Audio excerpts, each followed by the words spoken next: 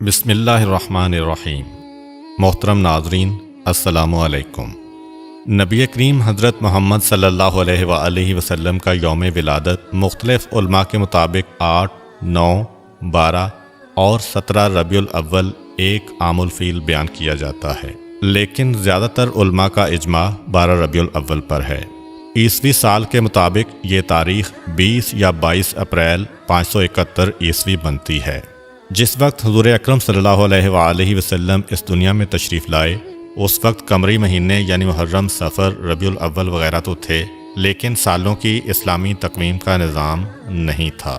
چونکہ اسلامی تقویم کا نظام نہیں تھا، لہٰذا کسی بھی بچے کی پیدائش کو بیان کرنے کے لیے کہا جاتا کہ فلاں واقعہ کے اتنے عرصہ بعد فلاں بچہ پیدا ہوا۔ عام الفیل کا مطلب ہے ہاتھیوں والا سال۔ یہ وہ سال ہے جب یمن کے بادشاہ ابرہا نے ہاتھیوں کے لشکر کے ساتھ خانہ کعبہ پر حملہ کیا اور اللہ تعالیٰ کے بھیجے ہوئے ابابیلوں کے لشکر کے ہاتھوں ابرہا اور اس کے لشکر کی تباہی و بربادی ہوئی۔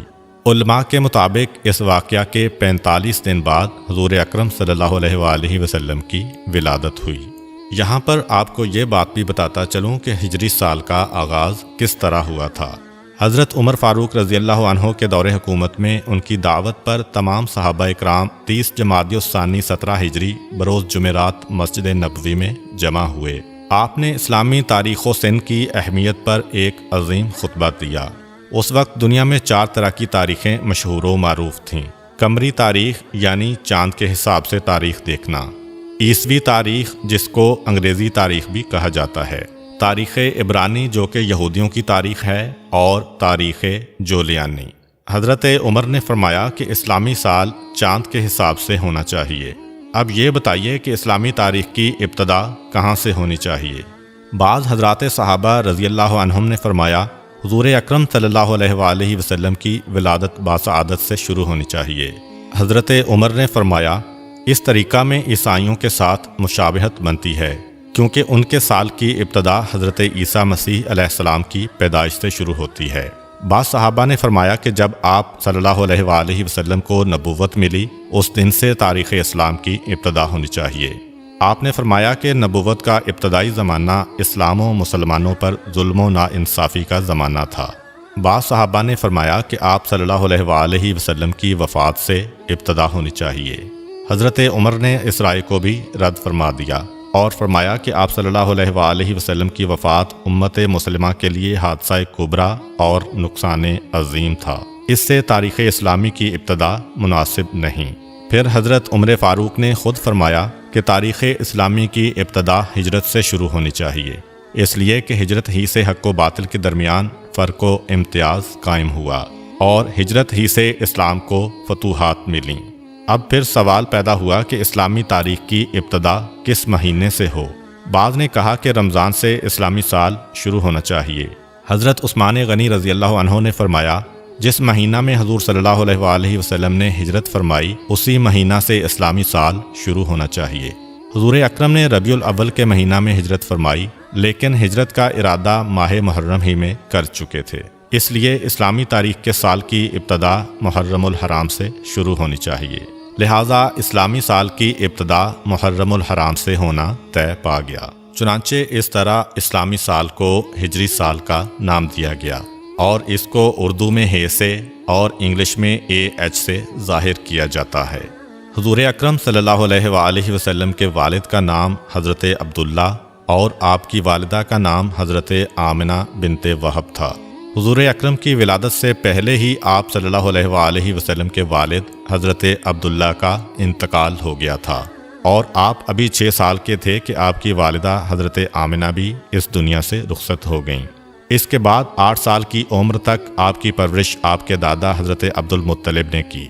8 سال کی عمر میں آپ کے سر سے دادا کا سایہ بھی چھن گیا، اور پھر 8 سال کی عمر سے لے کر جوانی تک آپ اپنے چچا حضرت ابو طالب کے زیر کفالت رہے۔ جس رات آپ دنیا میں تشریف لائے تو اللہ تعالیٰ نے بہت سے معجزات دنیا کو دکھائے۔ فارس کا آتش کدہ جس میں 1000 سال سے آگ روشن تھی اور فارسی اس آگ کی پوجا کرتے تھے، وہ اچانک بجھ گئی۔ کسریٰ کا محل 2 حصوں میں تقسیم ہو گیا اور 14 کنگرے ٹوٹ کر زمین پر گر پڑے۔ دریائے ساوا جو صدیوں سے خشک پڑا تھا اس میں پانی جاری ہو گیا، اور دریائے سماوا جس میں ہمیشہ سے پانی جاری تھا ایک مرتبہ اس میں پانی خشک ہو گیا۔ جتنے بھی دنیا میں بتکدے تھے ان میں موجود بت منہ کے بل زمین پر گر گئے، اور دنیا میں جتنے بھی بادشاہوں کے تخت تھے وہ پائے ٹوٹنے کی وجہ سے زمین پر آ کر گر گئے۔ جتنے بھی ساحر، جادوگر، کاہن اور منجم تھے ان کا علم جواب دے گیا تھا۔ زبان سے غیب کی خبریں بتانے والے ایک رات کے لیے گونگے ہو گئے تھے۔ خاص طور پر وہ کاہن جن کے ہمزاد آسمانوں سے ان کے لیے خبریں لاتے تھے، ان کی اور ان کے ہمزاد کی ملاقات کا سلسلہ ختم ہو گیا تھا۔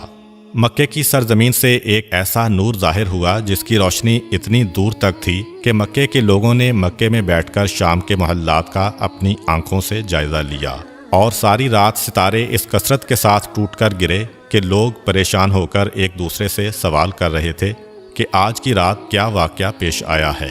عمرو بن امیہ جو ایک مشہور کاہن تھا، اس سے لوگوں نے پوچھا کہ یہ ستارے مسلسل کیوں ٹوٹ رہے ہیں؟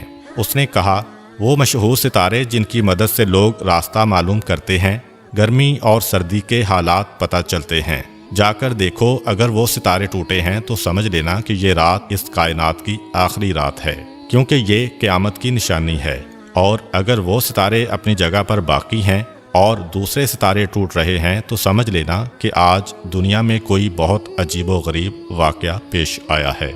جب لوگوں نے دیکھا کہ وہ مشہور ستارے اپنی جگہ پر قائم ہیں تو انہیں یقین ہو گیا کہ آج کی رات کوئی نہ کوئی عظیم واقعہ پیش آیا ہے۔ تاریخ یہ بھی بتاتی ہے کہ آسمان سے ملائکہ کی ٹولیاں تسبیح و تقدیس کے گیت گاتی ہوئی زمین کی جانب آ رہی تھیں۔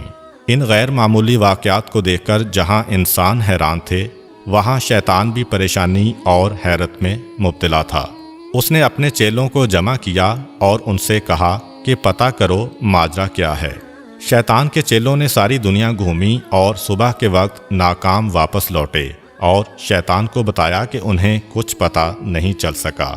اس کے بعد شیطان نے خود نکلنے کا فیصلہ کیا اور سوچا کہ آسمان پر جا کر دیکھتا ہوں کہ فرشتوں میں کیا بات چل رہی ہے۔ اس وقت شیطان کو چوتھے آسمان تک کی رسائی حاصل تھی، لیکن آج چوتھا آسمان تو کیا، پہلے آسمان پر ہی فرشتوں نے اسے روک لیا اور آتشی ہتھیاروں سے اسے بھگا دیا۔ اس کے بعد شیطان زمین کی سیر کے لیے نکلا اور حرم کی سرزمین میں داخل ہونے کی کوشش کی، لیکن وہاں بھی فرشتوں نے اسے روک لیا۔ اس کے بعد وہ مکے کی پچھلی جانب جبل نور پر پہنچا جہاں غار حرا ہے، اور جہاں حضور اکرم صلی اللہ علیہ وآلہ وسلم پر پہلی وحی نازل ہوئی تھی۔ وہاں اس نے اپنے آپ کو ایک چھوٹی سی چڑیا کے روپ میں تبدیل کیا اور پھر حرم میں داخل ہونے کی کوشش کی۔ اس مرتبہ حضرت جبرائیل علیہ السلام نے اسے پہچان لیا اور اسے وہاں سے بھگا دیا۔ شیطان نے حضرت جبرائیل علیہ السلام سے پوچھا، اے جبرائیل، آج کون سا ایسا واقعہ پیش آیا ہے کہ مجھے آسمانوں پر جانے سے بھی روک دیا گیا اور اب ایک چڑیا کے روپ میں بھی حرم میں داخل نہیں ہونے دیا گیا؟ حضرت جبرائیل علیہ السلام نے فرمایا کہ آج انتہائی مقدس رات ہے، آج سرکار انبیاء حضرت محمد صلی اللہ علیہ وآلہ وسلم کی ولادت کی رات ہے، ان کی ولادت ہونے والی ہے، اس لیے تجھے اس مقام پر داخلے سے روک دیا گیا ہے۔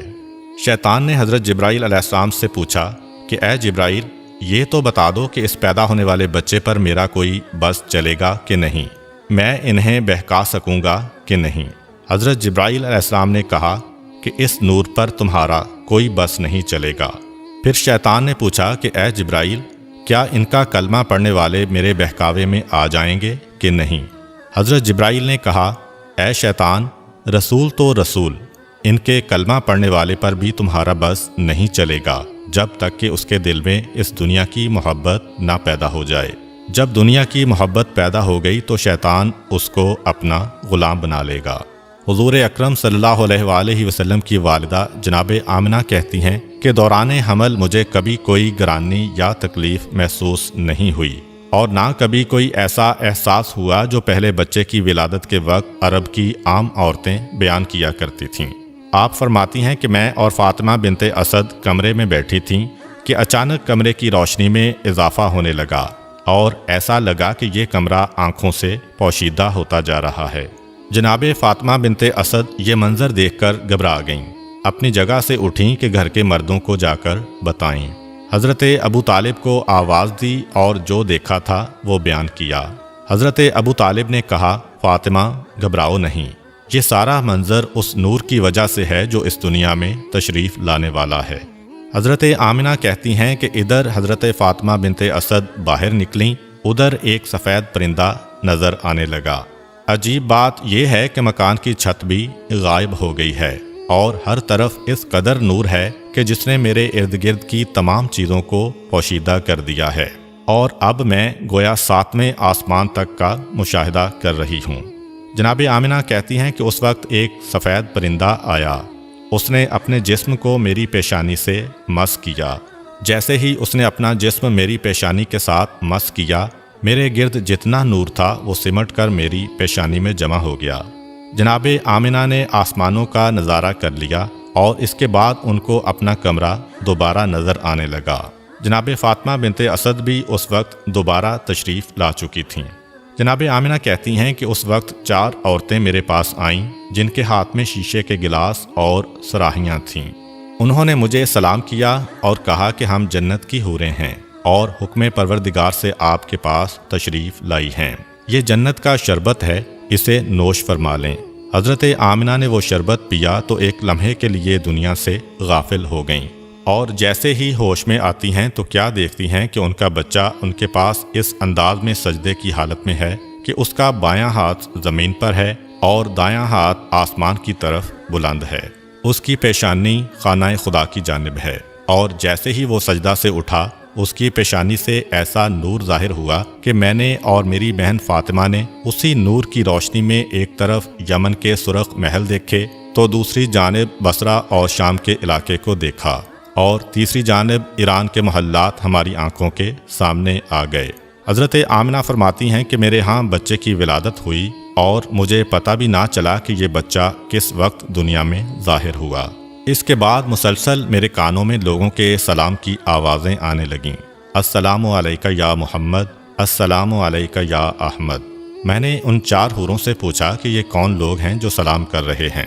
انہوں نے کہا کہ یہ فرشتوں کی ٹولیاں ہیں جو سلام کرنے آ رہی ہیں۔ اس کے بعد ان 4 حوروں نے کہا کہ ہم اس امانت کو جبرائیل و میکائیل علیہم السلام کے سپرد کر کے واپس جا رہی ہیں۔